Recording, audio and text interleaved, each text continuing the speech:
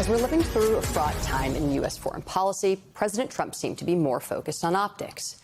Yesterday, he signed an executive order rebranding the Department of Defense as the Department of War. Meanwhile, our military could be on the brink of another actual war, this time with Venezuela.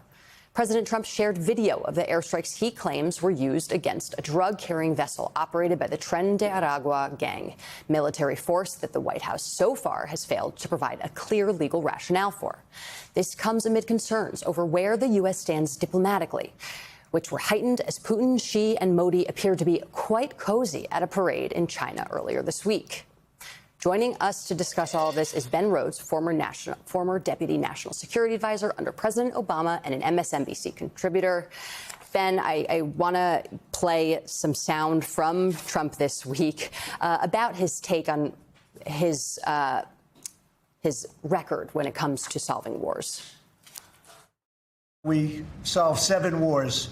We have the one that I thought was going to be probably one of the easier ones, and that's with President Putin and Ukraine, and that turned out to be one that's a little bit more difficult. Hard to win wars, apparently. What's your response to that assertion, Ben? Look, I mean, it's a lie. There are not 7 wars that have been solved. Some of the wars that he claims to have solved are still ongoing. But I think the most important thing is that the 2 most fundamental wars that he was focused on in the campaign are the war in Gaza and the war in Ukraine. And those have gotten worse while Trump has been president. I think sometimes people don't appreciate the fact that Russia has escalated its assault on the population of Ukraine. Israel has, of course, escalated its plans to take over and potentially ethnically cleanse Gaza. Those are the wars that Donald Trump had promised to solve, and he hasn't. And so there's this kind of bizarre feedback loop where the people around Donald Trump tell him that he deserves a Nobel Peace Prize and that he solved 7 wars, even if they couldn't list what those 7 wars are. But the rest of the world doesn't play by those rules. Vladimir Putin doesn't play by those rules. Bibi Netanyahu doesn't play by those rules. And I think he's dangerously detached from reality, frankly, because he has people around him who are just literally burnishing the Nobel Prize application. You know, Ben, I wonder what it means, what you think it means that the United States is thinking about possibly striking inside Venezuela. The president of the United States said that the boat that they hit, the vessel that they hit that had 11 people on it, I think, was narco terrorists. There are a lot of different folks who are saying that 11's too many and that instead it was possibly migrants. We may never know the answer to that, but the idea that we are going to unprovoked strike inside Venezuela, what are your thoughts on that? I'm really worried about Eugene. And first of all, it's not a small issue that you point to, which is that we can't trust what our government tells us about these things anymore.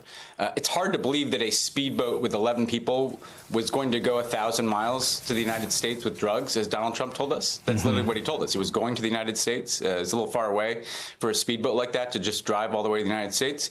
But more fundamentally, what we see in this approach is kind of a merger of the war on terror and the war on drugs and the Trump immigration policy in this hemisphere all in one, right? Because we are militarizing what are usually law enforcement functions, interdicting boats like this.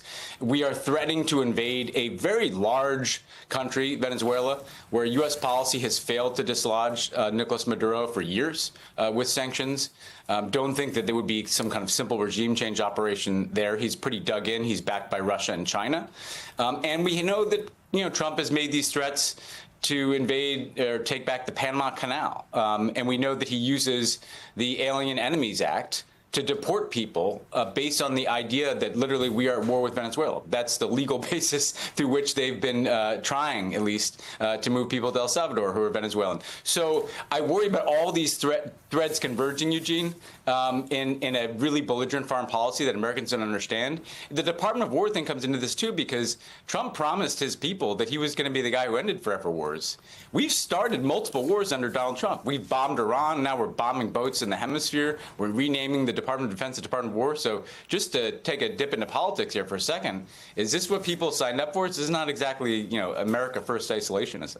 You are absolutely right there, Ben. I mean, a number of Trump allies that I spoke with this week who supported Trump because of his non-interventionist promises are feeling confused, despite Trump campaigning on bombing cartels.